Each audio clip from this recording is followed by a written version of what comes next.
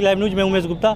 आपको बता दें कि इस समय हम मौजूद हैं महाराजगंज जिले के परंदा विधानसभा क्षेत्र में। हमारे साथ मौजूद हैं कांग्रेस के प्रदेश उपाध्यक्ष वीरेंद्र चौधरी जी। इनसे हम बात करेंगे कि काले कानून को लेकर जिस प्रकार से नरेंद्र मोदी ने वापस लिया है, क्या कारण रहा है कि आज प्रधानमंत्री को कृषि कानून वापस लेना पड़ा 1 साल के बाद।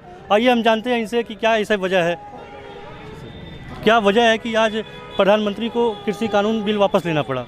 जैसा आप सब जानते हैं कि लगातार 1 वर्ष से पिछले 1 साल से सिंधु बॉर्डर हो, गाजीपुर बॉर्डर हो, दिल्ली के चारों तरफ किसानों ने जिस तरह से आंदोलन खड़ा किया और इस आंदोलन में लगभग 700 किसानों की जान चली गई, तब प्रधानमंत्री जी को नज़र नहीं आया। आज उनको समझ में आ रहा है कि कानून वापस लेना चाहिए। इसलिए समझ में आ रहा है कि आने वाले 5 राज्यों में चुनाव फरवरी से मार्च के बीच में होने वाले हैं।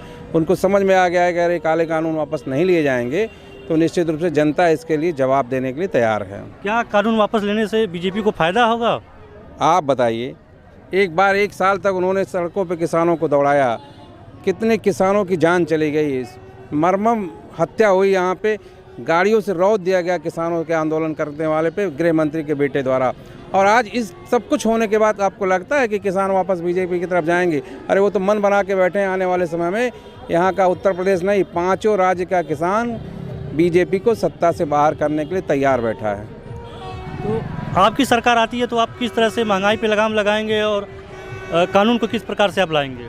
आपको पता है 2014 से पहले कांग्रेस की सरकार थी, केंद्र में यूपीए की सरकार थी, उत्तर प्रदेश में पार्टी समाजवादी और बहुजन समाज पार्टी की सरकार हुआ करती थी। उसके बावजूद भी जिस तरह केंद्र की मनमोहन सिंह सरकार की विदेश नीति और आर्थिक नीति थी, आर्थिक नीति का वो कारण था कि जब पूरे विश्व में उदारीकरण के दौर में विश्व में पूरे बैंक डिफ़ाल्टर हो रहे थे, लेकिन भारत के कोई भी बैंक डिफ़ाल्टर होने की स्थिति में नहीं था। और आज फिर देखिए जिस तरह की विदेश नीति है देश के प्रधानमंत्री जी के, जिस तरह की आर्थिक नीति है, नोटबंदी हुआ, जीएसटी हुआ, उससे लगातार इस देश को लगातार घाटा हुआ, तमाम कंपनियां बंद हो गई, बेरोज़गारी बढ़ गई।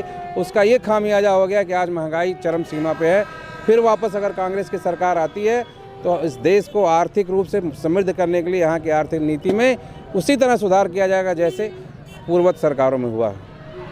क्योंकि आप यहाँ से प्रत्याशी हैं, विधानसभा प्रत्याशी हैं और हर बार आप दूसरे नंबर पर रहते हैं, क्या कारण है? इस बार आपकी क्या प्लानिंग है चुनाव को लेकर?